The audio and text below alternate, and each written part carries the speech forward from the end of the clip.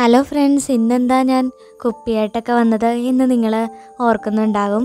വേറൊന്നുമല്ല, ഇന്ന് നമ്മൾ കുപ്പിയിലൊരു വിസ്മയം തന്നെ തീർക്കാൻ പോവുകയാണ്. ഇത് ഞങ്ങളുടെ വീട്ടിൽ ഞങ്ങൾ കടയിൽ നിന്ന് പാലൊക്കെ വാങ്ങുന്ന കുപ്പിയാണ്. ഈ കുപ്പിയെല്ലാം ഞാൻ കളയാതെ തന്നെ കളക്ട് ചെയ്ത് വെച്ചിട്ടുണ്ടായിരുന്നു.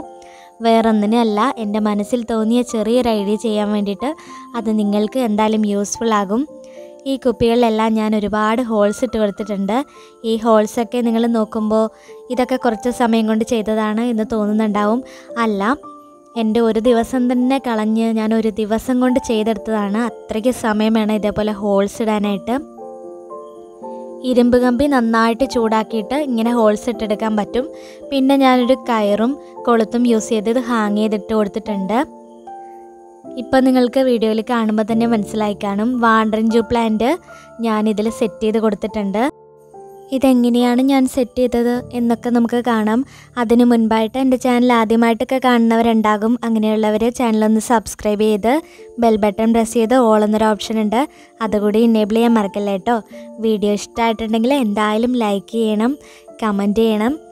ഇപ്പോൾ ഇതാ ഞാനിത് ചെയ്യാനായിട്ട് ഒരു പ്ലാസ്റ്റിക്കിൻ്റെ കുപ്പിയാണ് എടുത്തേക്കുന്നത്. നിങ്ങൾക്ക് ഏത് കുപ്പി വേണേലും ഇതിനായിട്ട് യൂസ് ചെയ്യാം. ഞാനിപ്പോൾ ഇത് നല്ലൊരു ഭംഗി തോന്നിയത് കൊണ്ടാണ് ഈ ഒരു കുപ്പി തന്നെ ഇതിനായിട്ട് യൂസ് ചെയ്തത്. ഇപ്പോൾ ദാ ഇതിൻ്റെ അടപ്പ് വരുന്ന ഭാഗത്തും ഹോളിട്ടിട്ടുണ്ട്. ദാ ഈ താഴെ കുപ്പിയുടെ താഴ്ഭാഗത്തും ഹോളിട്ടിട്ടുണ്ട്. കുപ്പി ഫുള്ളായിട്ട് ഹോളിട്ടിട്ടുണ്ട്.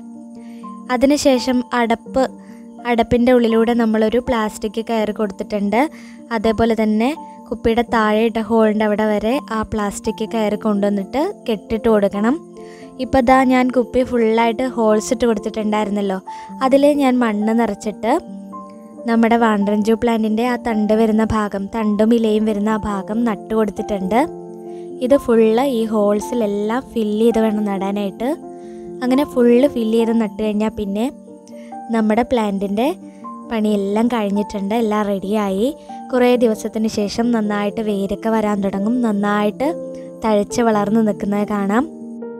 നമ്മുടെയൊക്കെ വീടിൻ്റെ മുറ്റത്തും പറമ്പിലും എല്ലാം പടർന്ന് വളരുന്ന ഈ പ്ലാന്റിനെ ഈ രീതിയിലൊക്കെ ഒന്ന് സെറ്റ് ചെയ്ത് നോക്കൂ, നല്ല റിസൾട്ട് കിട്ടും. അപ്പോൾ വീണ്ടും നമുക്ക് പുതിയൊരു വീഡിയോയുമായി കാണാം.